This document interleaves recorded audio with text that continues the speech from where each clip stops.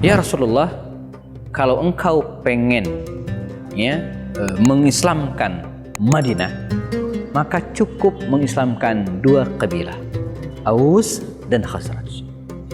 Dan kalau pengen mengislamkan dua kabilah ini, maka cukup bagimu untuk mengislamkan Sa'dan, dua Sa'ad. Siapa yang dimaksud? Meniti jalan orang-orang mulia bersama para sahabat Rasulullah SAW, kita nikmati keindahan Islam.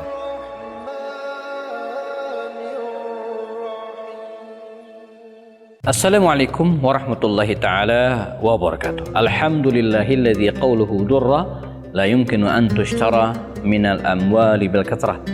Wassalatu wassalamu ala rasulillah wa ala alihi wa ashabil bararah. Di antara wasiat atau pesan atau tepatnya advice, nasihat, bukan wasiat tapi nasihat, Mus'ab bin Umair radhiyallahu anhu ketika beliau diutus oleh Rasul SAW ke Madinah Al-Munawwarah 2 tahun sebelum hijrah adalah, ya Rasulullah, kalau engkau pengen mengislamkan Madinah, maka cukup mengislamkan dua kabilah, Aus dan Khazraj. Dan kalau pengen mengislamkan dua kabilah ini, maka cukup bagimu untuk mengislamkan Sa'dan, dua Sa'ad. Siapa yang dimaksud? Sa'ad bin Mu'adz dari kabilah Aus dan Sa'ad bin Ubadah dari kabilah Al-Khazraj. Sa'ad bin Mu'adz, sahabat Nabi ini yang akan kita bahas pada kesempatan kali ini. Seorang sahabat Ansor yang punya tubuh besar. Jadi dikatakan Sa'ad bin Mu'adz ini postur tubuhnya itu lebih besar daripada yang lain. Tampan dan keras, jadi badannya itu keras. Dalam riwayat lain pernah Rasulullah mengangkat tangan Sa'ad bin Mu'adz ini dan mengatakan bahwa demi Allah, sungguh tangan keras, hitam, kuat seperti ini karena bekerja gitu kan, dia tidak akan tersentuh oleh api neraka. Luar biasa ya. Inilah Sa'ad bin Mu'adz radhiyallahu anhu dari Aus, kabilah Aus Al-Ansari dari Madinah Al-Munawwarah. Sa'ad bin Mu'adz tentu saja tokoh dari kabilah Aus dan dia beruntung karena termasuk di antara 70 laki-laki dan 2 orang wanita yang datang menghadap baginda Rasul membaiat beliau dalam peristiwa Bai'atul Aqabah Tsaniyah, baiat Aqabah yang kedua. Jadi sebelum baginda Rasul hijrah ke Madinah, beliau mengkondisikan para sahabat. Yang dikondisikan bukan hanya para sahabat Nabi yang akan hijrah ke Madinah, tapi para sahabat Nabi akan menerima beliau di Madinah Al-Munawwarah.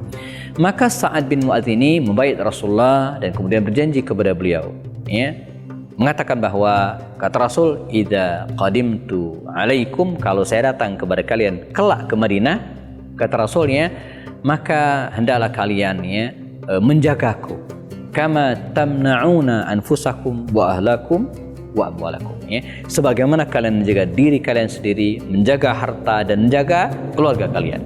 Inilah janji Sa'ad bin Mu'adz dan kawan-kawan kepada baginda Rasul SAW, sehingga Bai'atul Aqabah yang kedua itu dikenal dengan Bai'atul Harb. Mereka membaiat Rasulullah di sebuah lembah Al-Aqabah yang kita kenal hari ini dengan tempat melempar Jumratul Aqabah. Jadi kalau kita datang ke Mina dan pengen ngelempar jumrah, kita naik, biasanya jam Indonesia lantai 3 naik, nanti ada 3 jamarat. Ada Jumrah Ula, Wusta dan Aqabah. Ketika kita ke Aqabah ini kemudian turun ke bawah, maka tinggal nanya ke aparat di mana Masjid Baitul Aqabah atau Masjid Aqabah, maka kita akan ditunjukkan ke sebuah masjid bersejarah. Disitulah Sa'ad bin Mu'adz membaiat Rasul SAW. Dan ketika Rasulullah SAW hijrah ke Madinah Al-Munawwarah, dan Sa'ad bin Mu'adz pun segera menyambut Rasulullah. Bukan hanya menyambut, tapi membersamai Rasulullah dalam semua peristiwa besar, termasuk juga diantaranya Perang Badar. Di mana dalam Perang Badar, Perang Uhud, dan kemudian berikutnya Perang Khandaq, Sa'ad bin Mu'adz ini tidak pernah absen. Bahkan ketika Rasulullah bertanya kepada para sahabat Ansar pada waktu itu tentang kesediaan mereka untuk berjihad bersama dengan baginda Rasulullah SAW melawan orang-orang kafir Quraisy pada waktu itu, maka dengan tegas Sa'ad bin Mu'adz ini mengatakan, ya Rasulullah, ya, kami bukan Bani Israel. Ya, apa maksudnya? Di mana Bani Israel dulu ketika diajak oleh Nabi Musa, ya, setelah mereka nyebrang dari Mesir ingin masuk ke Palestina, gitu kan? Ingin masuk ke Palestina, Nabi Musa mengajak mereka. Apa kata Bani Israel ini? Idhab anta wa rabbuka faqatila. Wahai Musa, pergilah engkau dengan Tuhanmu dan berperanglah. Dan kami akan duduk di sini. Kami tidak, kata Sa'ad bin Mu'adz, kami tidak akan mengatakan itu ya Rasulullah. Kami akan mengatakan ya Rasulullah, di mana Anda pergi, lewat lembah mana Anda lewat, maka kami akan bersama Anda. Ini luar biasa. Jadi berbanding terbalik dengan karakter orang-orang Yahudi, orang-orang Bani Israel yang ketika diajak perang malah melempem. Tapi ini enggak. Ya Rasulullah, ayo, di mana Anda berada, maka kami akan berada di situ. Anda melewati sebuah lembah, kami akan bersama Anda. Anda melewati bubukitan, kami akan bersama Anda. Ini menunjukkan kesetiaan yang luar biasa seorang Sa'ad bin Mu'adz kepada Rasul SAW. Karenanya, baik dalam perang Badar maupun perang Uhud dan kemudian pada perang berikutnya, perang Khandaq, dia selalu menyertai Rasulullah SAW. Sa'ad bin Mu'adz ini juga betul-betul menjadi tentara andalan Rasulullah SAW. Ya. Bahkan ketika dia berperang, ya, bukan hanya dirinya tapi juga dia mengajak keluarganya. Maklum dia adalah kepala suku, ya, atau pimpinan terhormat dari kabilah Aus, ya, baik dalam perang Badar, Uhud maupun perang Khandaq. Perang Khandaq tahun kelima Hijriah, dan inilah puncak dari prestasi seorang Sa'ad bin Mu'adz dan juga merupakan akhir dari perjuangan beliau. Mengapa demikian? Ya, tahun kelima Hijriah ketika 10.000 tentara, ya, mengepung Madinah dalam peristiwa perang Khandaq, ingin menghancur leburkan Madinah, Rasulullah, ya, atas usul Salman Al-Farisi, ya, membuat benteng Madinah itu dengan parit. Bagian utara kota Madinah dikelilingi dengan parit sehingga 10.000 tentara yang akan menyerbu Madinah kaget, mereka tidak bisa masuk. Akhirnya mereka bikin tenda di luar mencari peluang agar bisa masuk ke Madinah Al-Munawwarah. Kedua belah pihak bertahan, Rasulullah dan para sahabat bertahan di Madinah menjaga parit agar jangan sampai dilewati. Nah, sementara orang-orang kafir Quraisy dan sekutunya berusaha untuk mencari jalan agar bisa masuk ke Madinah. Di antara langkah mereka adalah, ya, berusaha untuk membuat jembatan di parit tersebut, tapi kaum muslimin tidak akan membiarkan mereka. Maka berbagai anak panah, tombak, batu, ya, mereka lemparkan untuk menghalangi kafir Quraisy dan sekutunya untuk masuk ke Madinah Al-Munawwarah. Nah, bagaimana kisah berikutnya tentang nasib atau peran Sa'ad bin Mu'adz ini, ya, kita akan bahas setelah yang satu ini, dan jangan kemana-mana. Bersama kami belajar Sirah Nabawiyah untuk memahami sejarah hidup Rasulullah SAW dan para sahabat melalui video-video pendek, diskusi dengan para tokoh dan pakar lewat program Kelas Kupas lewat obrolan santai. Apapun masalahnya, dikupas dengan cara yang santai dan penuh keakraban. Bersama kami juga menelaah kitab-kitab induk dan referensi terpercaya, menelisik hikmah, merangkai makna, lalu menuangkannya dalam karya tulis.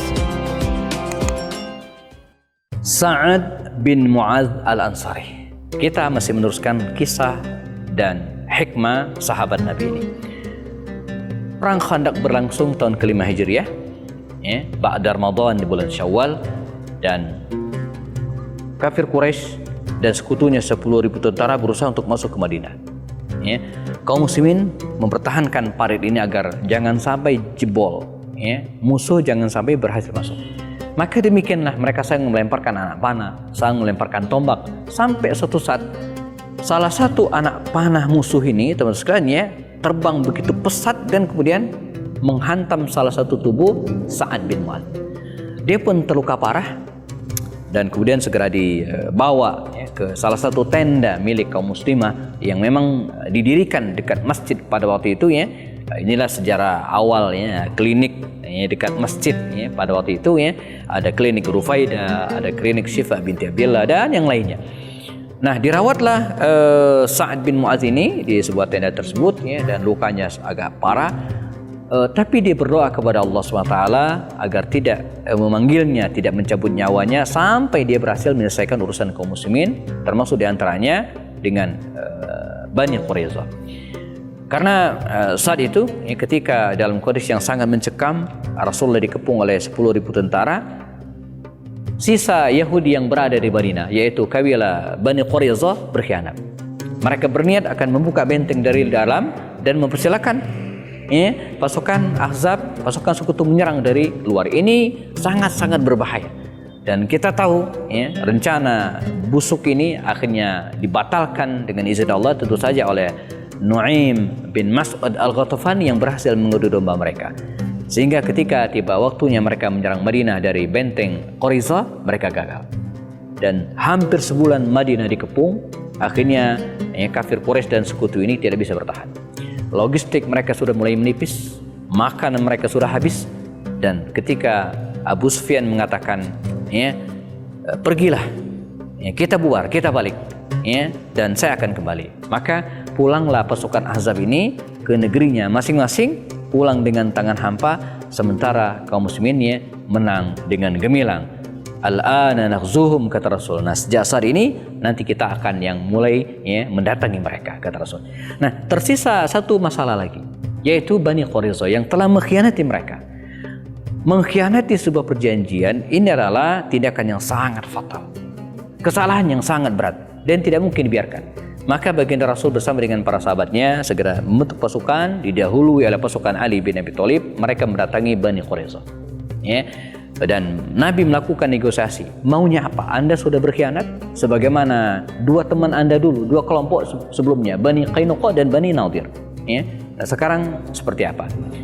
Adalah Sa'ad bin Mu'adz yang masih dalam kondisi sisa-sisa pemulihan lukanya pada waktu itu, diperintahkan oleh Rasulullah untuk memutuskan perkara Bani Quraizah ini. Kita tahu kabilah Bani Quraizah, yaitu kabilah Bani Quraizah ini dulu sebelum Rasulullah datang ke Madinah relatif dekat dengan kabilah Aus. Sehingga dengan demikian Sa'ad bin Mu'adz ini punya hubungan yang sangat dekat dengan Bani Quraizah. Inilah alasan Rasulullah meminta kepada Sa'ad bin Mu'adz untuk memutuskan urusan dengan mereka.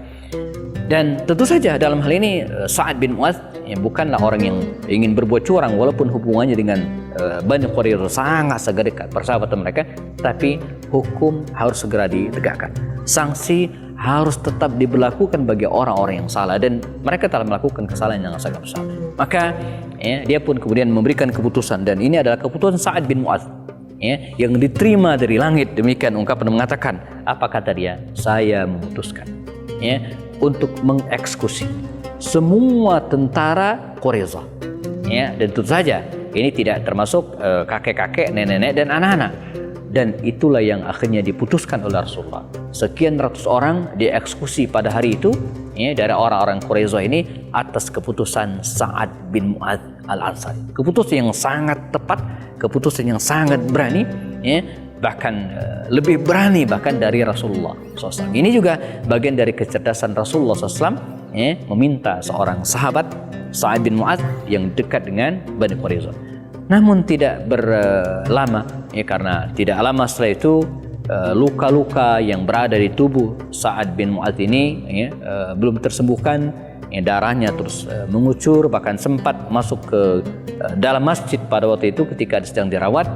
Dan qadar Allah pun memanggilnya di usia yang masih sangat muda, sekitar 30 sekian tahun usianya. Dia meninggal di tahun ke-5 Hijriah, sekitar 1 bulanan setelah terjadinya perang Khandaq. Usia Sa'ad bin Mu'adz memang tidaklah panjang, tapi keteladanan, spirit dan hikmah hidupnya tetap abadi hingga hari ini dan bisa kita ambil sebagai pelajaran. Semoga bermanfaat. Kita bertemu lagi pada tokoh yang lainnya. Jazakumullah khairan. Assalamualaikum warahmatullahi wabarakatuh.